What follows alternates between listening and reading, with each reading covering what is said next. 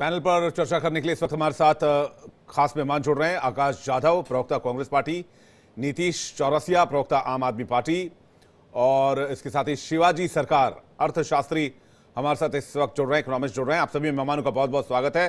जाधव जी, check करवा रहा हूं, एक सेकंड देखिए। जाधव जी को शायद ऑडियो नहीं मिल पा रही है, लेकिन सबसे पहले शिवाजी सरकार का रुख करेंगे। शिवाजी सर, पहला सवाल मेरा यह है, बजट को आप कितना नंबर देंगे आउट ऑफ 10, और इस बजट का पहला रिएक्शन आपकी तरफ से क्या है बजट को लेकर? देखिए, बजट ओवरऑल जो है, पिछले कई बजट जो है आम आदमी की निगाह से देखें तो ये बहुत अलग बजट है और मैं मानता हूँ एक बेहतर बजट है। नंबर देखिए, नंबर बजट में इतने सारे आयाम होते हैं, नंबर का कोई मतलब नहीं होता है। नंबर आप जितना भी दे दीजिए, अच्छे नंबरों से पास हो गए। ये जो बजट है, ठीक है, सबसे बड़ी चीज जो है इसमें एमएसएमई और एमएसएमई से भी पहले जो फार्मर्स है, फार्म का और टेक्नोलॉजी का, ये जो दो तीन चीजें हैं, investment, people, economy and innovation, इन सारी चीजों को बहुत अच्छी तरह से समावेश किया गया है। आमतौर पे लोग कहेंगे कि फिर क्या टैक्स की बात आप नहीं करेंगे? नहीं, टैक्स तो है ही, लेकिन टैक्स में जो किया गया है, टोटल रिलीफ जो है एक इंडिविजुअल का करीब 12 लाख रुपए तक आ जाएगा। ये नहीं कि स्लैब्स चेंज हुए, स्लैब्स चेंज हुए माइनरी, 3 लाख तक का जो रिलीफ था 4 लाख तक हो गया है। अब 4 लाख के ऊपर के जो स्लैब्स हैं, ग्रेजुअली उस पर जो टैक्सेस है उसको देते हुए, जिसका किसी का भी असेसमेंट पिछले साल तक अगर आप टैक्स दे रहे थे, या इस साल मतलब 2024 तक का, तो आपको करीब 7 लाख रुपए तक के जो अगर इनकम है तो आपको टैक्स नहीं देना पड़ रहा है। अब जो है उसी तरह से असेसमेंट होगा, और 12 लाख रुपए तक जो है, जिसमें स्टैंडर्ड डिडक्शन भी शामिल होगा, 12 लाख रुपए तक आपको कोई टैक्स नहीं देना है। तो ये जो है, मैं समझता हूँ नौकरी पेशा लोगों के लिए, और खास करके अगर आप देखें दिल्ली और बिहार में चुनाव है, वहाँ दोनों ही जगह जो है सरकारी मुलाजिम जो है काफी हैं, इन लोगों को भी काफी फायदा होने वाला है। तो इन सारी चीजों को अगर देखते हुए आप करें, तो खास करके कृषि में अगर आप देखें, कई चीजों पे सरकार की कोशिश है कि कृषि में हम स्वावलंबी हो जाएं। एडिबल ऑयल्स अभी हम इंपोर्ट कर रहे हैं, सरकार का विजन है कि अगले कुछ सालों में हम इसमें भी सेल्फ सफिशिएंट हो जाएंगे। दालों का जो मिशन है, जो 6 साल का किया गया है दालों का मिशन, वो अपने आप में बड़ा इंटरेस्टिंग है, क्योंकि दाल भी अभी हम तूर दाल हो और एक आध दाल और जो है हम इंपोर्ट कर रहे हैं, मंगाते हैं बाहर से, बिल्कुल नहीं कर रहा, पर उसकी प्रोडक्टिविटी बढ़ जाएगी। तो दाल और तिलहन और दलहन, ये दो खास चीजें जो है कृषि क्षेत्र में जो है हम सबसे ज्यादा इंपोर्ट करते हैं। 2017 तक तिलहन में भी हम करीब करीब बराबर आ गए थे, पर फिर उसके बाद गड़बड़ियां हो जाती हैं कई बार, थोड़ी सी दलहन में भी अच्छी हुई है। तो ये तो सामान्य चीज है, सामान्य प्रक्रिया कृषि में। कृषि में कोई भी चीज चिरस्थायी नहीं है, बदलती रहती है।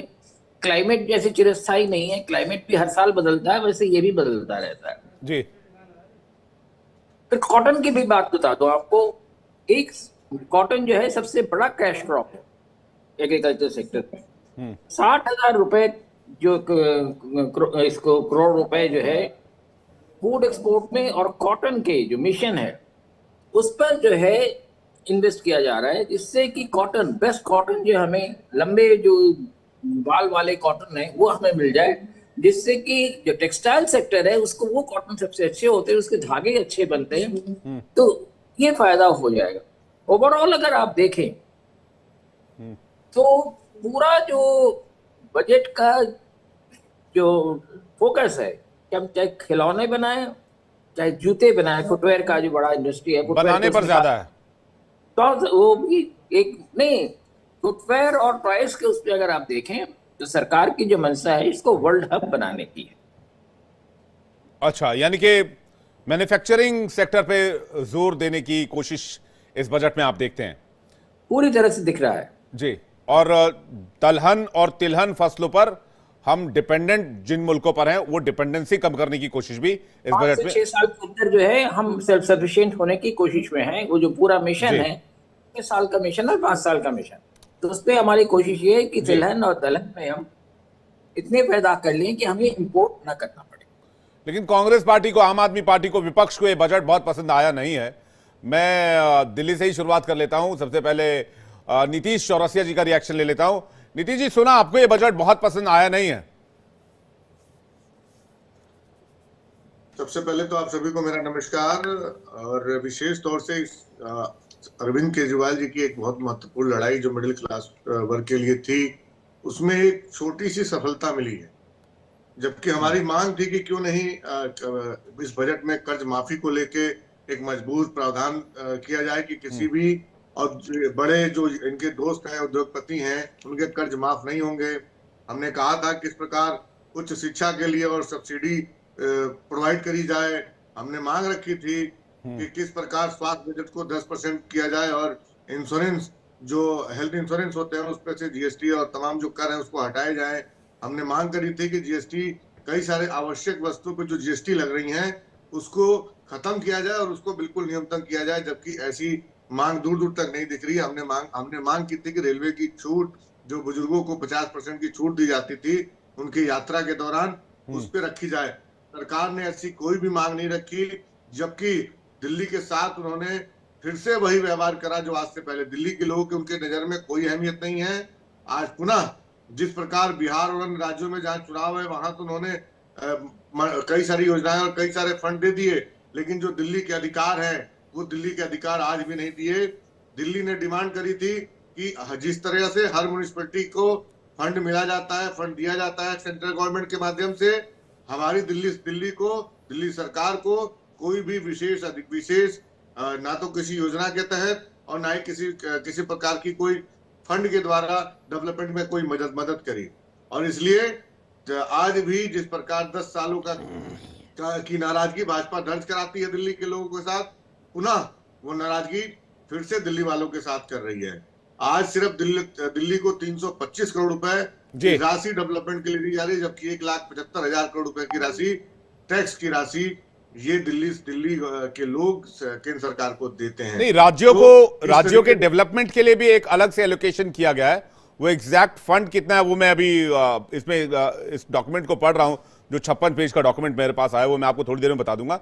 लेकिन राज्यों के डेवलपमेंट के लिए अलग से फंड केंद्र सरकार देगी, ऐसा इस बजट में कहा गया है। बिल्कुल, जिस तरह से अलग अलग, जहां देखिए ना चुनावी जैसे जहां चुनाव है वहां की एक अलग से पैकेज लॉन्च कर रहे हैं, जबकि हमारी व्यक्तिगत तौर से मांग है और हमने हमारी चीफ मिनिस्टर साहिबा ने डिमांड करी थी कि 20,000 करोड़ रुपए हमें डेवलपमेंट के लिए चाहिए, म्यूनिसिपैलिटी के डेवलपमेंट के लिए चाहिए। और उसमें से मैं आपको बता दूं, पेनी रुपीज भी हमें नहीं दिया गया और ये एक तरफा दोहरा व्यवहार। लेकिन इस बार के बजट में 1.5 लाख करोड़ का प्रावधान राज्यों के लिए किया गया है, उनके डेवलपमेंट के लिए, खास करके विकास के लिए। मैं निवेदन करूंगा, आपकी आवाज, आपकी ना मुझे पूरी मैं चेक करवाता हूं चौरसिया जी, मैं चेक करवाता हूं। जब तब तक मैं जाधव जी का रिएक्शन ले लेता हूं। जाधव जी को कितना पसंद आया है ये बजट? आकाश यादव जी, कितना अच्छा लगा आपको ये बजट? सेटिस्फाइड है, संतुष्ट हैं? देखिए, निर्मला सीतारमन जी कह रही थी कि ये 3D बजट है, डिसिप्लिन, डेमोक्रेटिक और डेमोग्राफिक। सही मायने में ये 1D है। वो कैसे है मैं बताता हूँ। पूरी तरीके से ये बजट फेडरल स्ट्रक्चर को कहीं ना कहीं टोन देने वाला अनडेमोक्रेटिक ये रहा है। अप्रादेशिक असमता का सबसे बड़ा प्रतीक ये बजट है। किसान हो, श्रमिक हो, युवा हो, इनके ऊपर घोर अन्याय करने वाला छोटा व्यापारी हो, बजट रहा है। और जिस तरीके से ये बाउ कर रहे हैं मोदी जी की कोर्ट की तरह कि हमने 12 लाख तक का जो स्लैब है वो मध्यम वर्ग के लिए हमने बड़ी राहत दी है। मैं आपको बता दूं, इस देश के अंदर सबसे बड़ा अगर इन्फ्लेशन है 5%, तो आज जो जीने के लिए, जो हेल्थ केयर के लिए, जो उनकी रोजी रोटी के लिए, जो शिक्षा के लिए जो उनके खर्चे हैं, उसी जो इन्फ्लेशन जिस तरीके से बढ़ा है, तो ये कहीं ना कहीं ये स्लैब, देखिए मैं इसको कबूलता हूं कि एक अच्छा उनका एक निर्णय रहा है, लेकिन पूरी तरीके से कहीं ना कहीं ये निर्णय से यहाँ की इकोनॉमी और मध्यम वर्ग को राहत नहीं मिलेगी। ये देश पूरी तरीके से अलग अलग वर्ग में बटा हुआ देश है। चलिए, तो किसानों के बारे में लोगों का ही रिएक्शन जान लेते हैं, जनता का रिएक्शन जान लेते हैं आकाश जी, कि लोग क्या कह रहे हैं इस बजट को लेकर। सीधे रुख कर लेते हैं जम्मू से हमारे साथ रमन एक बार फिर से जुड़ गए और पंकज दिल्ली से हमारे साथ जुड़ गए। देश की राजधानी चलते हैं और पंकज से जानते हैं लोगों की क्या राय। पंकज, क्या कह रहे हैं दिल्ली में लोग? बिल्कुल, देखिए बजट पेश हुआ है और बजट से आम लोगों का क्या राय है, क्या कहना, मैं बात करूंगा। मेरे साथ कई लोग मौजूद हैं। सर, क्या नाम है आपका और क्या करते हैं? मैं ललित मालकोटी हूँ। अच्छा। और मैं 70 साल का पूरा होने वाला हूँ। दिल्ली में 70 साल गुजर गए पूरे। सर, बजट पेश हुआ है, क्या कहेंगे आप? बहुत अच्छा बजट है। हम तो कहते हैं हमें तो खुशी है। आप देखिए, हमने कई लंबे साल कांग्रेस का भी सरकार को देखा है। उस टाइम किस तरह स्लैब बढ़ते थे, किस तरह से आपके टैक्स का इम्प्रूव होता था, तो वो भी दिन हमने देखे हैं। पर ये दिन जो देखा है, जो इस टाइम 10 साल क्या लगता है एक स्लैब डबल हो गया? हाँ, बिल्कुल। चुनावी माहौल को देख नहीं, चुनावी माहौल कहते हैं तो पूरे साल का 10 साल का पूरा पक्का बजट है ये ऐसा नहीं जो जैसे बीच में आते थे, हर साल आते थे किस्त में। ये पूरा पैकेज है। इस पूरे पैकेज में जो 1-1 लाख की छूट है हर महीने की, 12 का जो पैकेज मिला है सरकार ने दिया है, इससे आम मिडिल लोग जो लोग हैं, वो गरीब लोग हैं, उनका फायदा पहुंचेगा। सब इसमें हैप्पी हैं, सब खुश हैं। बिल्कुल। सर, आप क्या करते हैं, क्या नाम है? मैं गिरीश गुप्ता मेरा नाम है और मैं प्राइवेट जॉब करता हूँ। अच्छा, क्या लगता है कि इससे कहीं ना कहीं खुशियाँ आई हैं? हाँ, कुछ खुशियाँ आई हैं। जो टैक्स स्लैब की लिमिट बढ़ी है, जो 12 लाख का तक न्यू रिजीम में जो टैक्स छूट मिली है, इससे क्या होगा, हमारी परचेजिंग पावर बढ़ेगी लोगों की, तो प्रोडक्ट खरीदेंगे, तो इससे रोजगार का निर्माण होगा। बहुत अच्छा। बिल्कुल। सर, आपका क्या नाम है? मेरा नाम प्रवीण है। प्रवीण जी, टैक्स आज बजट पेश हुआ है, कहीं न कहीं आम लोगों को राहत मिली, जो नौकरी करते हैं उनको राहत मिली है, 12 लाख छूट मिली है। कैसे देखते हैं आप, क्या कहेंगे? मेरे समझ में ये नहीं आ रहा है। मैं बहुत सारे मीडिया को यही देख रहा हूँ, 12 लाख का सवाल लेके पूछ रहे हैं इस देश में, दिल्ली के अंदर। ये देश का बजट है भाई, ये देश का बजट है, किसानों का बजट है, 400-500 रुपया कमाने वाली का बजट है। उसको क्या मिला, उसको उसकी बात बताएंगे ये? आप लोग ये 12 लाख का सवाल जो लेके घूम रहे हो, इस पे आप उनसे सवाल करते नहीं हैं। यहाँ के लोग ये करना चाहिए ना भाई, 400-500 रुपए कमाने वाले का उसको क्या मिला? जेन्युइन क्वेश्चन है। जादव जी को अच्छा लग रहा होगा, जादव जी मुस्कुरा भी रहे हैं। मैं इस पर रिएक्शन लूंगा, रमन के पास भी जाएंगे। जैसा कि दिल्ली में कुछ लोग ये भी कह रहे हैं कि भाई 300-400 रुपए जो लोग रोज कमाते हैं, ये उसका बजट भी है, तो उसके लिहाज से इस बजट में क्या है? जादव जी, मैं आपका